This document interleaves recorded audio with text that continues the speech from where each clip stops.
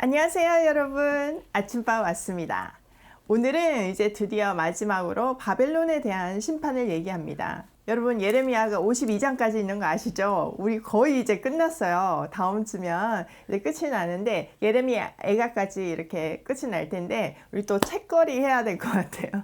라이브 방송 또 어떤 식으로 할지 제가 한번 생각해 보겠습니다. 여러분도 아이디어를 주시면 우리 재밌는 라이브 방송 또 다른 이벤트 한번 생각도 해봐요. 의견 주시면 댓글로 의견 주시면 제가 수렴해서 준비하겠습니다. 자, 오늘 바벨론인데요. 여러분, 바벨론은요, 정말 대단한 나라였어요. 그 조금 역사를 보면, 메소포타미아 문명이 인류의 초기 문명이었잖아요.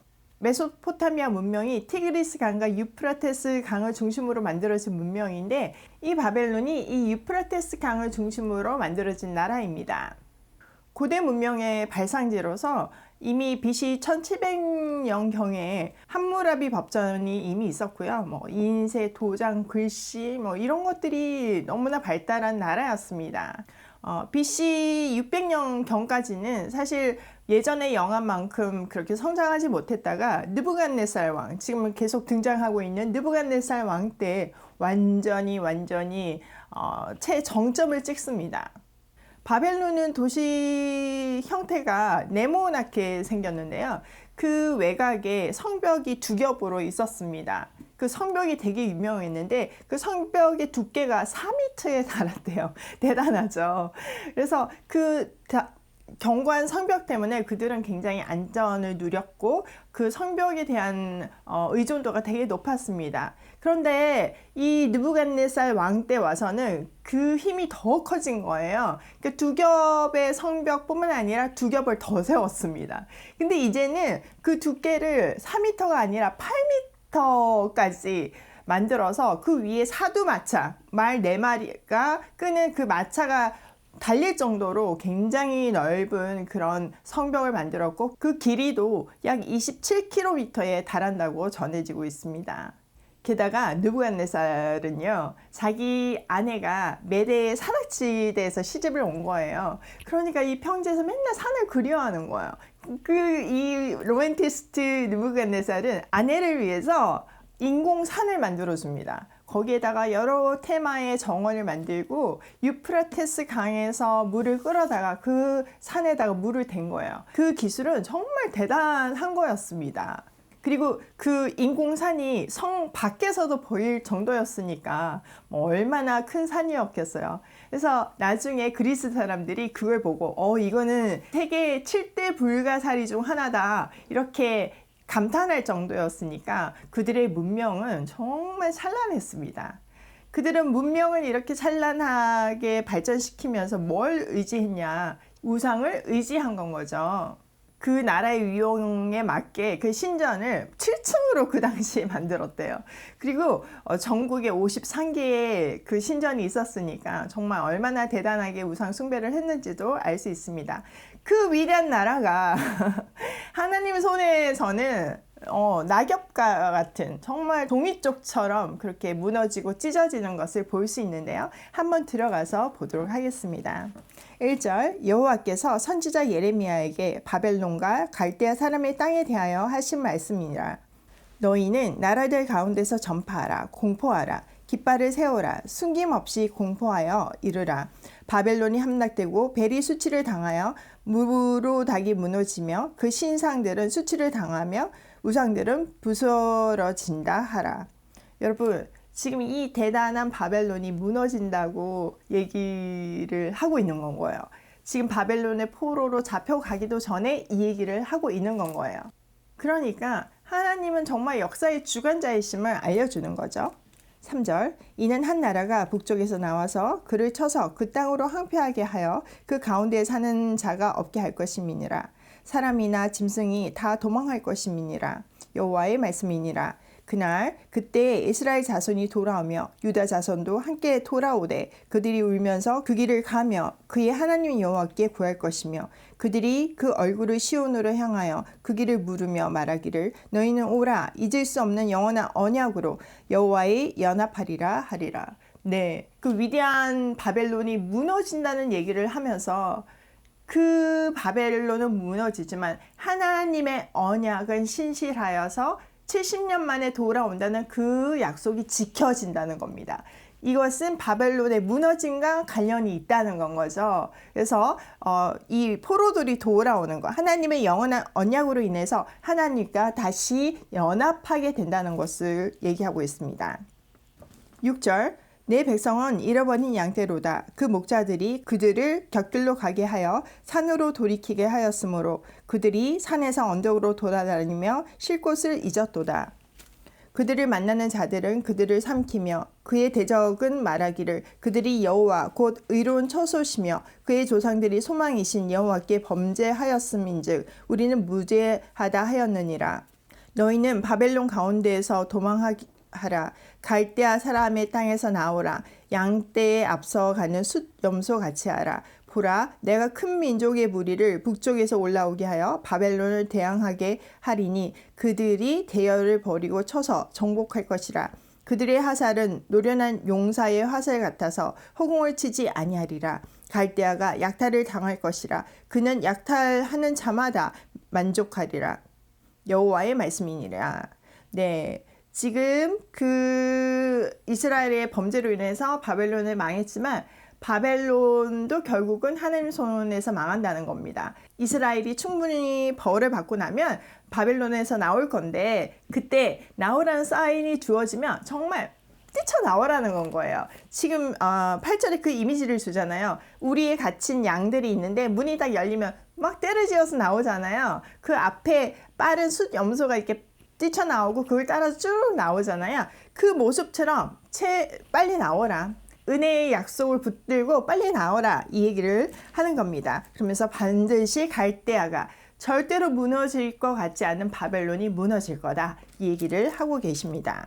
11절, 나의 소유를 노력하는 자여 너희가 즐거워하며 기뻐하며 타작하는 송아지같이 발굽을 금마같이 우는도다. 하나님께서 바벨론을 심판하시는 이유를 얘기하는데요. 나의 소유를 노력했대요. 하나님의 바벨론을 몽둥이로 사용하셨지만 너무 강하게 하나님의 백성들을 괴롭히고 필요 이상의 악을 행했던 건 거죠. 거기에 대해서 심판을 하신다는 겁니다.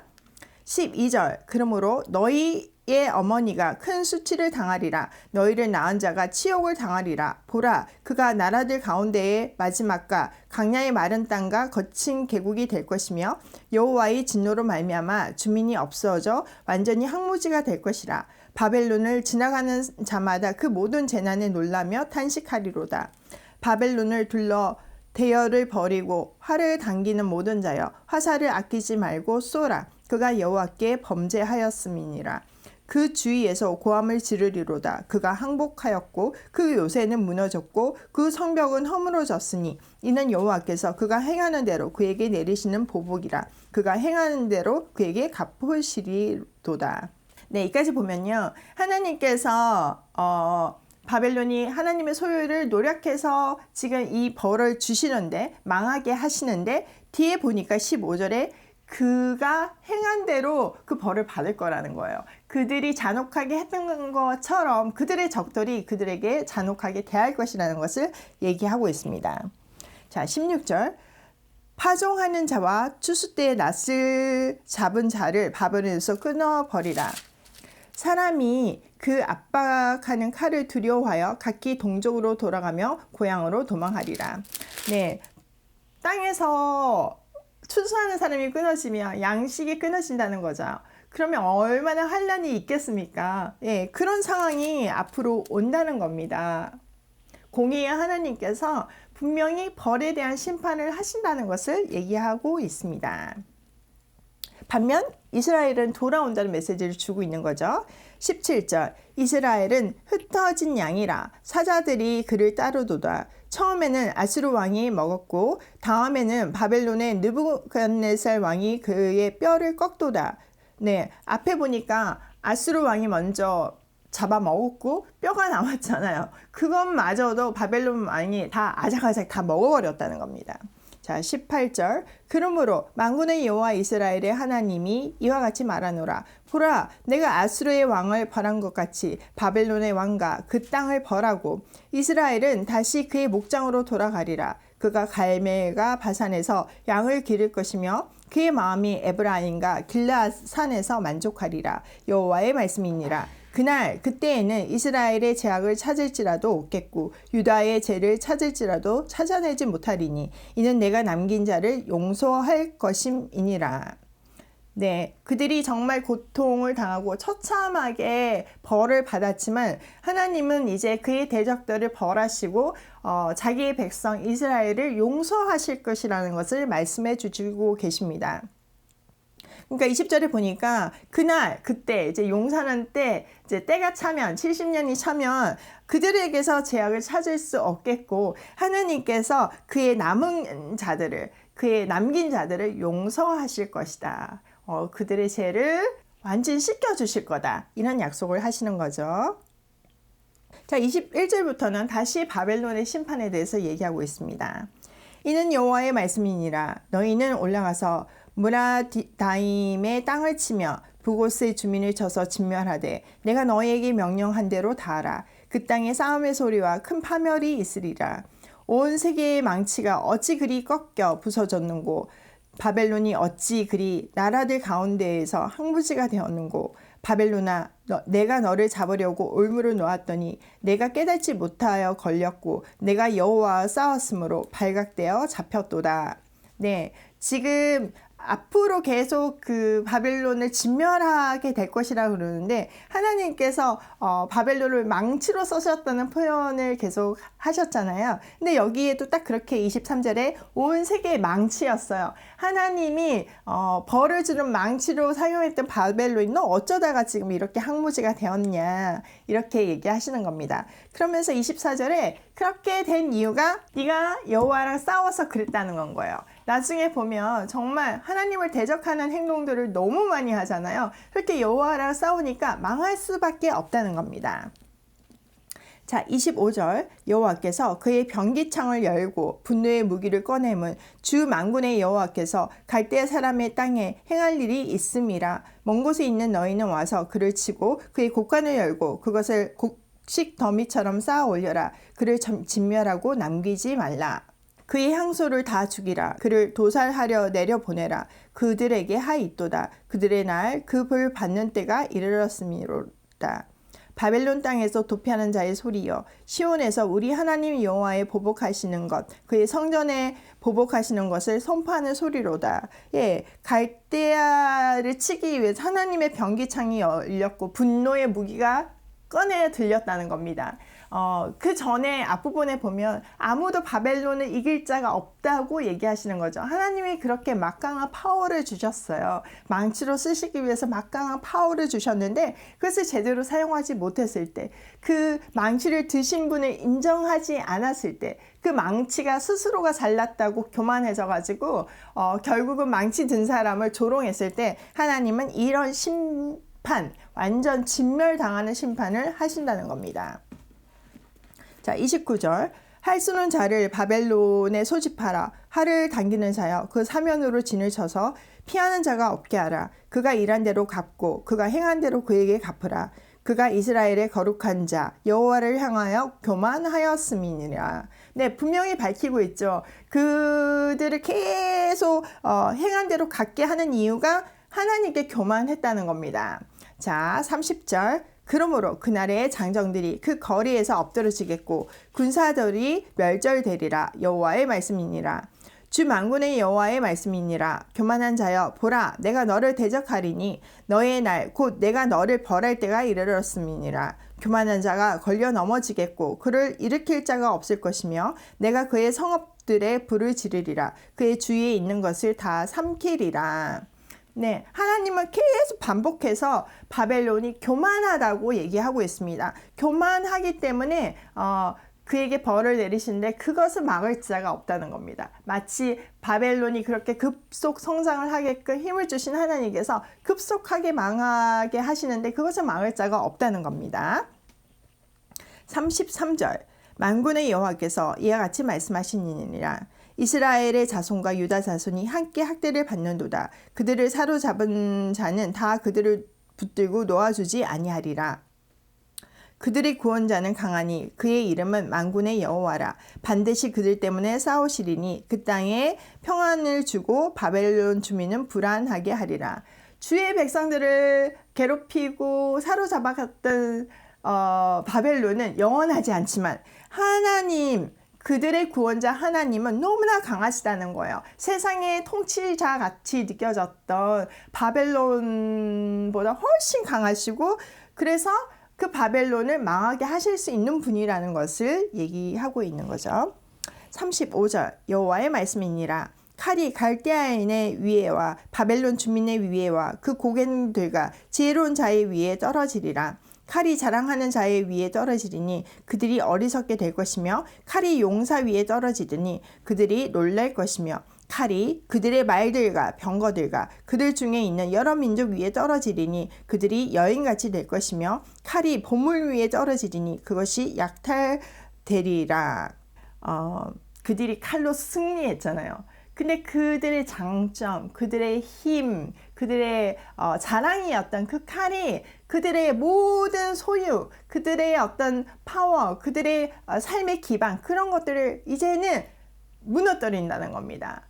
그러니까 우리 손에 있는 어떤 장점도 하나님을 위해서 쓰지 않으면 세상을 살리는데, 그 원래 재능을 주신 목적이 세상을 살리기 위해서 주셨잖아요. 그것을 사용하지 않을 때 그것이 오히려 칼이 되어서 나를 찌른다. 이것을 분명하게 보여주는 것이 이 본문입니다.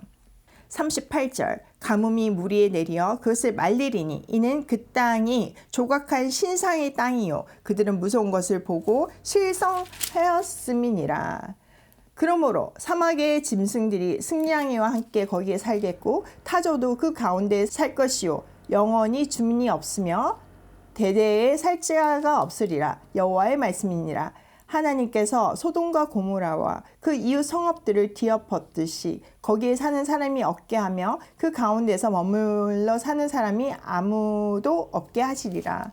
네, 하나님께서 그들을 강력하게 심판하시는 첫 번째 이유가 교만했다는 거죠. 하나님을 대적할 정도로 교만했다는 거죠. 또 38절을 보니까 두 번째가 우상을 숭배했다는 겁니다. 그들이 조각한 신상이 땅에 충만했고 그것을 의지하는 삶을 살았는데 결국은 아무것도 그들을 보호하지 못하고 그 땅을 들짐승들이 사는 황폐한 땅이 될 것이라는 것을 얘기하고 있습니다. 41절 보라 한 민족이 북쪽에서 오고 큰 나라와 여러 왕이 충동을 받아 땅끝에서 일어나리니 그들은 활과 투창을 가진 자라. 잔인하여 불쌍히 여기지 아니하며 그들의 목소리는 바다가 설렘 같도다. 딸 바벨로나 그들이 말을 타고 무사같이 각기 내 앞에서 대열을 갖추었도다. 바벨론의 왕이 그 소문을 듣고 손이 약하여지며 고통에 사로잡혀 해산하는 여인처럼 진동하는도다. 보라 사자가 요란의 깊은 숲에서 나타나듯이 그가 와서 견고한 처소를 칠 것이라. 내가 즉시 그들을 거기에서 쫓아내고 택한 자를 내가 그 자리에 세우리니 나와 같은 자 누구며 출두하라고 나에게 명령할 자가 누구며 내 앞에 설 목자가 누구냐. 그런즉 바벨론에 대한 여호와의 계획과 갈대아 사람의 땅에 대하여 품은 여호와의 생각을 들으라. 양떼의 어린 것들을 그들이 반드시 끌어가고 그들의 초장은 황폐하게 하리니 바벨론이 약탈당하는 소리에 땅이 진동하며 그 부르짖음이 그 나라들 가운데 들리리라 하시도다. 한 민족이 북쪽에서 와서 바벨론을 칠 건데 그 소문에 이제 바벨론은 해산하는 여인처럼 진동하는 여인처럼 신음하게 되고 비명을 지르게 될 것이라는 거죠. 또 사자가 먹잇감을 찾아서 뛰어쳐 나오는 그 이미지처럼 그들을 그냥 남김없이 먹을 거라는 거예요. 이 이미지는 앞에도 있었잖아요. 해산한 여인 그리고 사자, 굶주린 사자. 근데 그 이미지처럼 이 땅은 이렇게 패망할 것이라는 겁니다.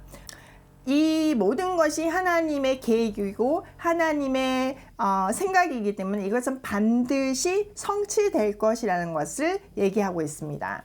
하나님께서 교만한 자에게 하나님 되심을 보여주시는 아주 대표적인 사건입니다. 바벨론은 최고의 번영을 누림과 동시에 타락의 길을 걸었습니다. 바벨론의 왕 벨사살은 매일 1000명씩 불러서 왕궁에서 잔치를 벌였습니다. 광란의 밤을 보내고 자기네들이 얼마나 건재한지 영원히 갈 것이라는 것을 정말 그 잔치를 통해서 힘을 가시했습니다. 사실 그 파티를 통해서 많은 우상 숭배들이 행해졌고 너무나 타락한 문화가 있었지만 그것의 극치로 이제 어떤 일이 벌어졌냐면은 술에 취하니까 그 예루살렘 성전에서 빼앗아 왔던 그 성전 집기들이 생각이 난 건 거예요. 그걸 갖고 오라고 그랬어요. 그리고 나서 그거에 술을 따라서 마시면서 파티를 벌린 건 거죠. 이거는 하나님을 조롱한 행위였습니다. 그건 예배를 드리는 어떤 집기였는데 그걸 가지고 파티를 하면서 술을 마신 건 거죠. 그날 밤에 손이 하나 나타나서 벽에 글씨를 쓰게 하시는 건 거죠. 너는 이제 끝났다. 네, 다니엘이 그것을 해석해주고 진짜 그날 밤에 페르시아의 다리오가 벨사살을 제거하고 바벨론을 먹어버렸습니다. 이렇듯 인생의 패턴은 정해져 있습니다. 첫째, 풍요는 타락의 지름길입니다. 두 번째, 교만의 끝은 멸망입니다. 하나님 없는 인생은 다 같은 패턴을 살고 있습니다. 우리는 하나님을 그냥 아는 지인 정도가 아니라 내 인생의 주인으로 고백하고 창조주이시고 역사의 주관자이심을 고백해야 합니다. 말로만 고백하는 것이 아니라 내 삶을 통해서 그게 배어져 나와야 되고 눈으로 보여져야 합니다. 그게 우리 삶의 예배인 것입니다. 오늘도 하나님 말씀에 생명을 거는 하루가 되기를 소원하며 고고싱입니다.